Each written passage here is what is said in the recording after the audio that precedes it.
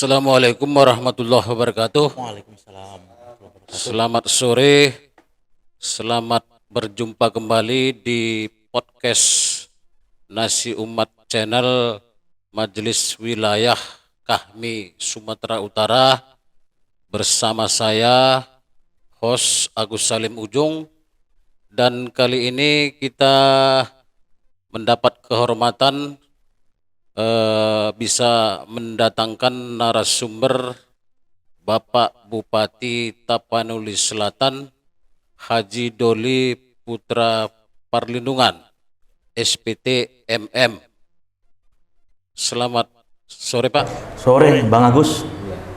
Kemudian di sebelah kanan saya telah hadir pula pakar ekonomi regional dari Universitas Negeri Medan, Bapak Dr. Haji Muhammad Yusuf Harahap MSI Pak ya. Iya, selamat sore Pak Yusuf. Selamat sore Pak Ujung. Iya. Baiklah para pemirsa di rumah, kali ini kita akan bincang-bincang seputar pemekaran Provinsi Sumatera Tenggara. Dalam hal ini pertama sekali kita akan meminta waktu dari pakar kita bagaimana sebetulnya kajian akademis daripada kelayakan atau feasibility study daripada Provinsi Sumatera Tenggara ini. Kepada Pak Yusuf kami mintakan untuk memberikan penjelasan secara akademis terkait dengan pemekaran Provinsi Sumatera Utara ini. Persilakan Pak. Oke, terima kasih. Assalamualaikum warahmatullahi wabarakatuh. Waalaikumsalam. Para pemirsa yang kami hormati, sebenarnya kalau kita berbicara tentang pemekaran tidak lepas dari kesejahteraan rakyat. Jadi tujuan pemekaran itu kesejahteraan rakyat. Jadi kalau kita lihat latar belakang kenapa Sumatera Tenggara ini perlu dimekarkan, ada dua latar belakang. Pertama, wilayah Sumatera Utara, kalau kita lihat Sumatera Tenggara atau Tabaksel, atau sering juga dikatakan Tapsel Raya, Tabaksel, Tapanuli bagian selatan, sekarang ada 5 kabupaten, itu sepertiga dari wilayah Sumatera Utara, jadi amat luas. Tetapi kalau kita lihat dari sisi ekonomi, kita selalu pertumbuhan ekonominya selalu tertinggal.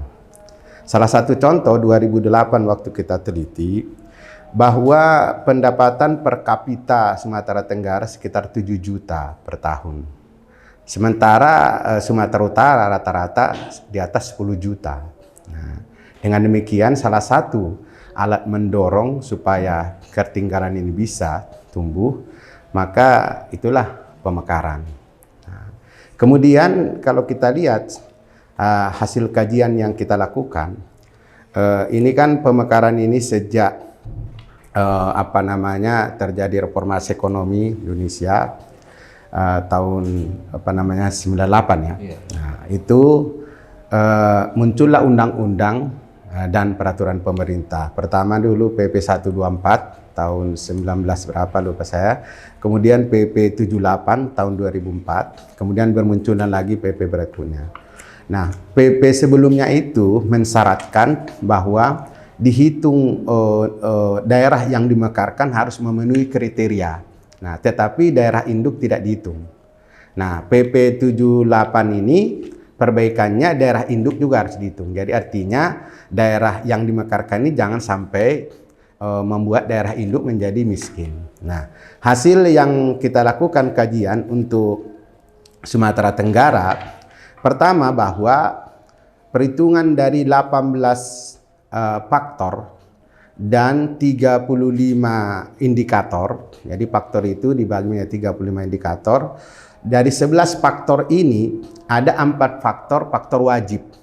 Yang lainnya yang 7 lagi adalah faktor pelengkap. Artinya kalau kurang dari nilai kriteria dibolehkan, tapi nilai faktor utama tidak boleh kurang dari kriteria yang sudah ditentukan. Nah, hasil perhitungan yang kita peroleh ternyata Sumatera Tenggara ini memperoleh nilai 431. Artinya apa? Nilai tertinggi 500. Nah, sementara Sumatera Utara yang ditinggalkan memperoleh nilai masih sempurna 486. Jadi hanya kurang 14 dari 500. Nah, jadi kalau kita lihat seperti itu, indikatornya kalau boleh kita sampaikan bahwa 420 itu sangat layak. 380 ke 420 layak. Nah, jadi kita masuk kategori sangat layak. Nah, faktor yang saya sebutkan tadi, kependudukan, kemampuan ekonomi, potensi daerah, dan kemampuan keuangan itu adalah faktor utama. Sedangkan 7 faktor lain adalah faktor pelengkap. Itulah yang kita peroleh. Dengan demikian, tidak ada alasan sebenarnya kalau kita lihat semua. Kemudian dilihat dari sisi wilayah, Sumatera Tenggara itu kan paling ujung. Itu aja juga dipersyaratkan itu dalam PP. Pemekaran itu tidak boleh memotong. Jadi dalam teori ekonomi regional ada 2 persyaratan pemekaran. Nah, kalau di sini nanti 3. Kalau yang dipersyaratkan PP 78 syarat teknis, syarat administrasi, dan syarat kajian, syarat teknis, syarat fisik. Syarat fisik, syarat teknis, dan syarat fisik. Ada 3. Nah, kalau di ekonomi regional ada 2 syarat, ada namanya nodal region, ada homogeneous region. Nah, kalau nodal region itu mensyaratkan apa? Pemekaran itu tidak boleh memotong. Jadi artinya, kalau kita lihat Sumatera Utara misalnya, daerah yang paling bawah itu kan adalah, jadi kalau mohon maaf, kalau ada daerah di atasnya dimekarkan dulu, aneh itu. Jadi orang dari Sumatera, dari Tapsel nanti mau pergi ke ibu kota Medan melalui provinsi lain, harus permisi dulu dengan provinsi lain. Jadi tidak etis itu. Jadi seperti itu. Oh, oke. Jadi istilahnya dari kajian akademis sangat-sangat layak. Sangat layak. Kemudian saya tambah sedikit, 2016, 2008 ini kajiannya. 2016 kembali lagi saya lakukan perhitungan. Karena tidak kunjung-kunjung dimekarkan, saya coba lakukan perhitungan. Apa yang terjadi? Sumatera Tenggara yang tadinya 431 naik menjadi 464. Karena memang bupati-bupati yang sudah dimekarkan itu kan semua membangun.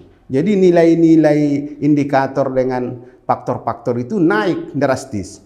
Jadi kalau boleh kita kalikan, kalau kemarin 431 dikali 2 itu kan 862. Kalau di perguruan tinggi masih nilai B itu, karena nilai A itu 90 ya. Nah, dengan 8 tahun dimekarkan, dia naik menjadi 462. 462 kali 2 itu sama dengan 900, berapa itu? 914 ya. Nah, berarti udah nilai A, naik dia nilai A. Jadi kalau sekarang misalnya disuruh saya menghitung lagi, di atas kertas saya rasa mengatakan udah mendekati nilai 100 ini, kira-kira begitu. Oke, ya, Pak Usup. Jadi Pak Bupati, kita sudah mendengar tadi dari segi feasibility study-nya sudah sangat layak. Jadi bagaimana Bapak sebagai pimpinan di Pemkab Tapsel, sebagai bahagian dari Tabaksel ini melihat dukungan Pemkab Tapsel, atau bagaimana Bapak sendiri melihat urgensi daripada pemekaran ini? Baik, terima kasih Pak Agus dan Pak Doktor.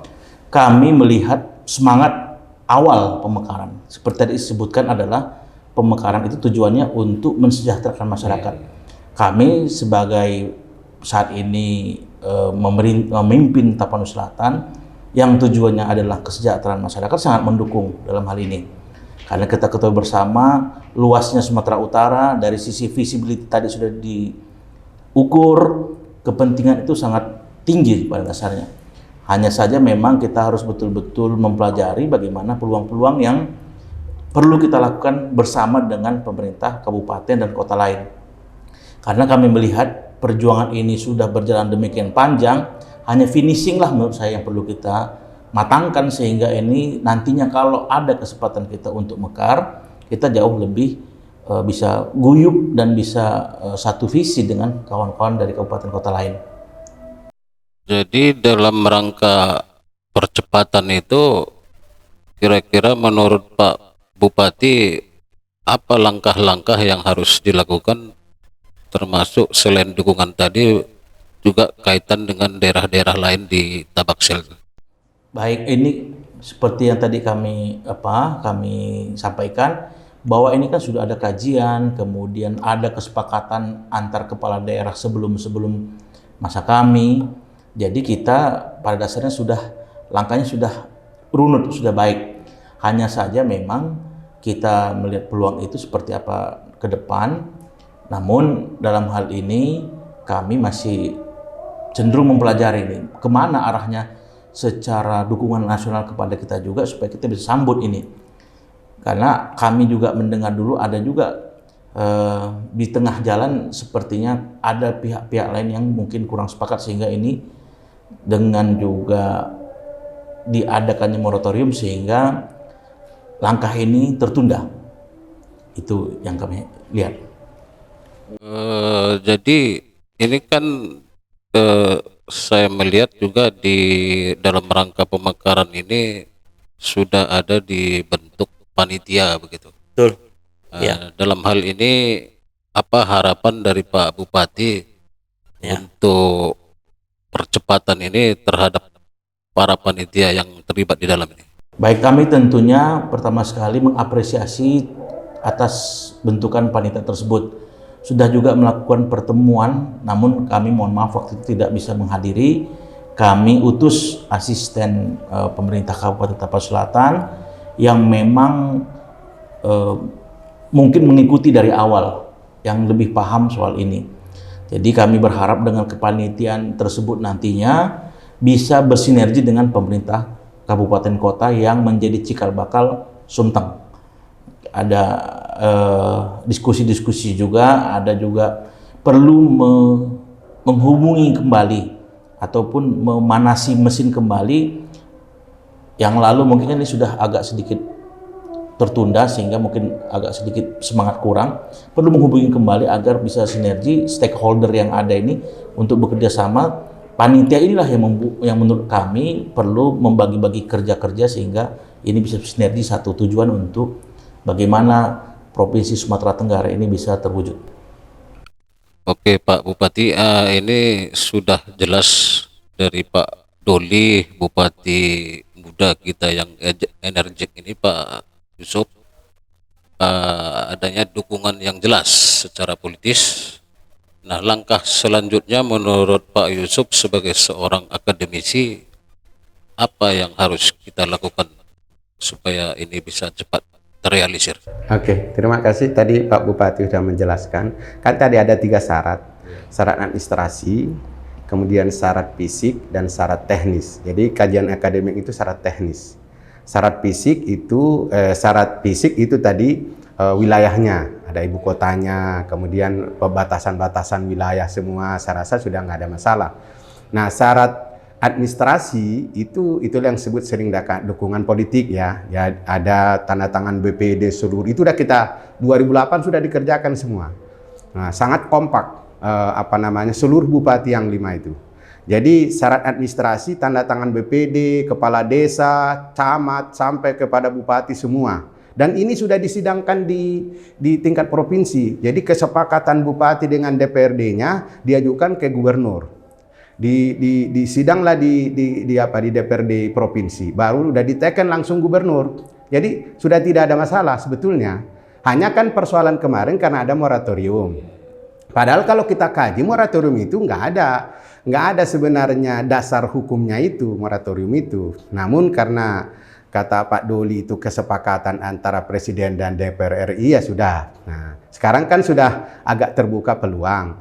Jadi saya rasa kembali tadi seperti bilang Pak Bupati, bagaimana seluruh bupati, karena ini kalau tidak salah udah 2-3 periode ini. Udah 3 periode bupati berganti ya kan. Lalu karena itu bupati-bupati yang baru sekarang mohonlah kiranya segera, kalau tidak salah kita juga panitia. Jadi panitia yang sekarang itu pun bukan panitia bentukan sebenarnya, panitia berlanjutkan yang lama. Yang karena yang lama ini kami sudah tua-tua, mungkin digantilah yang muda-muda yang memiliki semangat gitu. Jadi karena itu kami minta juga supaya bersinergi antara bupati dengan seluruh panitia. Kalau perlu saya rasa bukan deklarasi lah, tapi kembali menggaungkan. Karena negara kita ini, saya dari akademisi kadang-kadang heran nengok negara ini. Negara ini artinya begini, kadang-kadang yang sudah visible tapi karena nuansa politiknya nggak ada orang di situ, orang hebat segala macam dihiraukan. Sementara ada tidak visible-nya tapi ada orang hebat di situ diizinkan. Nah itu saya kalau melihat kajian kadang-kadang, makanya saya kalau sudah masuk ke ranah-ranah politik ini sedikit agak tidak terlalu suka lah gitu ya. Nah oleh karena itu kalau kami dari akademisi, mana yang visible, seperti saya bilang, tidak mungkin dimekarkan daerah lain selain Sumatera Tenggara karena dia daerah yang paling jauh. Nah jauh ini kan itu salah satu persyaratan Pak. Kalau gubernurnya ada di daerah, bayangkan ada kejadian di Madinah kemarin masalah. Kapan gubernur ke sana? Tidak mungkin. Yang 18 jam baru sampai ke sana. Nah, tapi kalau udah di Sidimpuan misalnya gubernurnya 2 jam, setengah jam sudah sampai dia ke sana. Jadi ini contoh-contohnya. Jadi pemekaran ini bukan satu hal yang satu keharusan menurut saya. Kalau mau negara ini mau negara maju. Cuman kalau dulu saya juga ikut dengan Rias Rasid dulu. Dialah konsep pertama pemekaran. Kalau dulu pemekaran itu sebenarnya saya lebih setuju. Itu datangnya dari pusat bukan dari bawah. Tapi demokrasi menuntut itu. Kalau pusat kan lebih objektif melihat. Ini perlu. Kalau dari bawah, nuansa politiknya lebih banyak. 20 kali nanti datang demon ke pusat, padahal nggak visible dimekarkan. Nah, jadi seperti itu contohnya. Jadi kalau pusat melihat memang sudah begini, sekarang kan objektivitas kan sudah ada kajian akademis. Kajian akademis itu kenapa selalu saya lihat agak dihiraukan, padahal ini paling syarat utama. Ya kalau dia udah cocok, tambah maju dia, mampu endowment atau sumber daya alam yang ada seperti di Madinah, ada emas di sana segala macam, why not? Kenapa tidak? Gitu, kira-kira gitu Pak. Ya, saya melihat justru tadi yang dibilang Pak Doktor, ya itulah menjadi PR dari panitia ini bagaimana menghimpun seluruh kekuatan. Tadi ada satu catatan bahwa daerah lain yang mungkin secara ilmiah belum layak, tapi karena ada faktor-faktor pendukung yang membuat mereka ini menjadi prioritas. Nah sekarang kita mungkin saat ini faktor tersebut kurang bisa mendukung. Nah bagaimana kawan-kawan nanti panitia, kami juga berharap bisa kita ada sebuah rumusan sehingga kawan-kawan yang kekurangan tersebut bisa ditutupi sehingga kerja ini juga bisa berjalan dengan baik. Itu yang kami lihat tadi dari paparan Pak Dokter. Jadi dari pengalaman Pak Doli sebagai bupati saat ini, apa kira-kira kendala-kendala yang dihadapi jika kondisi yang sekarang ini masih istilahnya masih di Medan lah ini, belum ada pemekaran? Saya melihat karena tadi juga sudah disebutkan sudah 3 periode berganti kepala daerah. Tentulah kawan-kawan ataupun pendahulu kami yang menggagas ini, merumuskan ini, berjuang dengan susah payah, beda semangatnya dengan kami yang mungkin hanya mendengar kabar, membaca dokumen. Tapi kalau kami pun nantinya bisa diajak juga bergabung, mungkin juga ini kan kemarin diadakan di Medan, mungkin di daerah kita sana, di daerah Tabaksel, katakan di Sidimpuan, ada pertemuan, ada perumusan penyegaran lagi. Saya kira jauh lebih kena ke hati kita karena sudah di sana ininya, sudah langsung di lokasi calon bakal ibu kota itu, kita katakanlah di Sidimpuan kah atau di Spiro kah, calon memang sudah di wilayah itu kita bergerak. Jadi masyarakat pun mulai serius, sehingga masyarakat pun mungkin akan mendorong karena sudah lebih tergaung dibanding di Medan, kan tuh beda chemistry-nya kita bilang. Tapi dari pengalaman yang kita lihat selama ini memang belum pernah juga kita lihat ada semacam pertemuan dari bupati-bupati kepala daerah yang ada di Tabaksel ini untuk sama-sama hadir gitu secara keseluruhan lengkap untuk membahas rencana ini. Saya lihat memang karena kita wacana ini saya kira baru kembali digulirkan, kita juga belum bisa. Maksudnya apakah ada keinginan untuk ke arah itu? Kalau kami dari Pemkab Tapsel tentu sangat mendukung seperti tadi disampaikan. Saya sendiri selain ada undangan di podcast MW kami ini, kemarin kami juga baru bertemu seluruh kepala daerah yang 25 kabupaten karena minus kota Apkasi. Ternyata 25 kepala daerah itu bisa juga bertemu. Artinya 25 bisa ketemu, ya harapannya pun 5 yang memang punya satu tujuan ini juga bisa bertemu untuk bagaimana menaikkan lagi api semangat ini sehingga bisa menjawab harapan-harapan masyarakat. Gitu. Oke, jadi pada intinya sebetulnya pemekaran Provinsi Sumatera Tenggara ini adalah sebuah keniscayaan yang bertujuan untuk menyejahterakan rakyat ya Pak Betul. Dokter ya. Jadi kalau saya boleh sambung bilang Pak Bupati, saya minta juga Pak Bupati kan adalah kepala Bupati Induk. Bapak Bupati Induk Di Tabaksel. Tabaksel. Jadi Tapsel itu dulu menjadi Tapsel, tinggal Bapak Tapsel ya. Nah, udah mekar menjadi 4, jadi 5 satu kota. Nah, jadi kemarin kita coba buat waktu 2008 itu di di Sipirok deklarasi. Jadi mungkin melalui panitia nanti bagus juga semacam bukan deklarasi tetapi berkumpul menunjukkan, karena seperti yang saya bilang politik ini kadang-kadang di atas dari kajian ilmiah. Nah oleh karena itu karena show post daripada ini supaya ditunjukkan ke pusat kadang-kadang perlu. Nah, oleh karena itu saya menengok gini kan, kalau tidak ada demon, tidak diperdulikan. Nah, tapi kalau udah demon sampai ada bermasalah, nah baru, nah aneh-aneh kan. Padahal yang didemon ini kadang-kadang nggak betul, nah tapi diizinkan. Seharusnya nggak usah pakai demo-demo Nggak ya. usah pakai demon. Cukup dengan kajian ini. akademis. Iya. Nah, karena bangsa kita seperti itu, saya mohon juga kepada Pak Bupati sebagai daerah induk, entah dengan panitia bagaimana kita melakukan semacam negosiasi ke seluruh, menunjukkan bahwa Tabaksel itu solid, Tabaksel itu memang perlu dan seterusnya. Kalau perlu memang saya juga melakukan dulu minta kajian pemekaran Sumatera Pantai Timur loh dulu. Jadi itu saya setiap bupati presentasi di depan DPR dengan bupatinya. Nah, mulai dari Labusel, Labuan. Nah ini pun kalau perlu kita coba buat di Sidimpuan, kita coba dulu tunjukkan apa hasil kajian memang benar-benar. Jadi jangan dianggap kajian yang kita ini, kajian ilmiah ini nggak tanggung loh Pak. Ini karena saya orang Tapsel. Kalau ini baru saya mekarkan kecamatannya ada di Percut Seituan, itu 100 juta itu satu kecamatan mau dimekarkan 2. Ini coba di 5 kabupaten, katanya orang Tapsel, tapi dan memang kajiannya memang luar biasa. Saya yakin kalau ini dimekarkan, kita akan tumbuh lebih bersinergi. Karena satu sisi ya, provinsi itu kan harus memenuhi seluruh Pak. Contoh, pelabuhan kita ada di Madinah. Nah, jadi dari sisi laut ada, dari pelabuhan udara sudah berapa mau dibuat nah ini kan. Kemudian ini semua persyaratannya luar biasa menurut saya. Kalau sumber daya manusianya ya jangan dikaji lagi lah. Itu saya rasa udah tahu kita Sumatera Utara Tabaksel ini. Oke, makasih ya. Seperti yang Pak Dokter sampaikan tadi, ini kan juga namanya istilahnya kan menghidupkan kembali dan juga semangatnya sudah berbeda.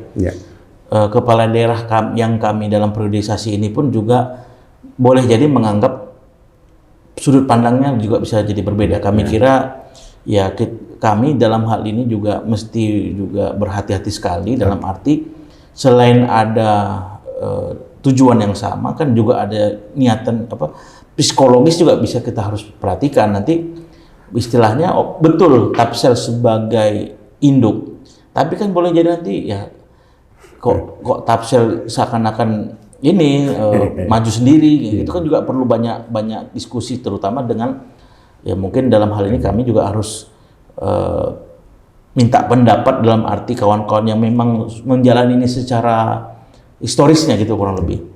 Jadi kami juga dalam hal ini tidak bisa langsung menjawab akankah ini bagaimana nanti menjawab panitia atau apa, tapi paling tidak harapan kami panitia pun bisa juga katakanlah berkunjung ke apa yang lain untuk saling mengabarkan dalam bentuk panitia-panitia kecil ke kabupaten kota yang lain di wilayah Tabaksel. Nanti sudah ada pembicaraan-pembicaraan awal, baru kita bisa pikirkan langkah selanjutnya gitu menurut kami. Ya, betul. Oke, jadi dari penjelasan dua narasumber yang kami tampilkan hari ini, bisa kita simpulkan bahwa pemekaran Provinsi Sumatera Tenggara ini memang sangat layak, dan memang saya sendiri misalnya sebagai orang Medan, kalau membayangkan hendak ke Madinah itu mikir-mikir juga saya, Pak Bupati. Ya, Jauh kali, ya kan? Jadi saya kira memang dari situ aja sebetulnya sudah sangat perlu ini Provinsi Sumatera Tenggara ini untuk kita mekarkan. Jadi saya kira perbincangan kita pada sore hari ini akan kita tutup dengan closing statement 2 menit dari Pak Dokter dan nanti dilanjutkan oleh Pak Bupati kita. Oke, terima kasih. Terakhir saya ada wacana dari pusat bahwa pemekaran provinsi ini perlu ada kajian yang akan dilakukan. Berapa sebenarnya yang cocok Sumatera Utara menjadi provinsi? Itu dari Pak Dodi. Nah, oleh karena itu saya sebenarnya sudah melakukan kajian itu semuanya. Sudah melakukan kajian. Nah, kalau Sumatera Utara ini mau cocok itu harus dimekarkan 4 jadi 5 provinsi. Kalau itu mau dia. Dan kajian yang dia serahkan ke USU ini kajian ini dengan USU loh, lembaga penelitian USU yang kebetulan saya dosen Unimed, saya juga mengajar di USU. Jadi itu. Yaitu yang pertama. Yang kedua, kenapa sekarang tidak ada alasan untuk tidak dimekarkan? 3 persyaratan sudah memenuhi, syarat teknis sudah, syarat administrasi sudah, sangat lengkap. Kalau Pak Ujung lihat di DPR pusat, saya rasa itu berkasnya itu sepertiga dari ruangan ini itu. Karena tanda tangan BPD seluruh. Nah, jadi saya tidak tahu lagi hanya karena moratorium. Jadi mulai kiranya pusat ini juga memahami pemekaran ini bukan ada unsur-unsur kepentingan yang lain untuk jadi gubernur ya segala macam. Dan saya pun teori demokrasi, makin banyak berkeinginan gubernur makin bagus sebenarnya itu. Kalau nggak ada yang mau jadi apa pula? Makin banyak makin bagus. Jadi saya sering politik ini juga bagus loh sebenarnya. Makin banyak orang calon bupati, makin bagus, berarti banyak makin peduli. Nah, apalagi persyaratannya luar biasa sekarang. Pak Bupati kan luar biasa capeknya sekarang apa kan. Ya. Nah, jadi itu. Jadi baru terasa. Cuman bagi mereka yang sudah menikmatinya dalam arti memang jiwanya menjadi pemimpin, ya nikmat menjadi bupati itu. Jadi bukan karena uang segala macam di situ, jangan diletakkan menjadi uang segalanya. Ya, jadi itu saya rasa itu, Pak. Pak Bupati. Baik, kami dalam closing statement ini menilai pembentukan atau gimana istilahnya, ya, melanjutkan saya bilang, melanjutkan proses terbentuknya Provinsi Sumatera Tenggara ini, menilai panitia itu cukup berat kerjanya.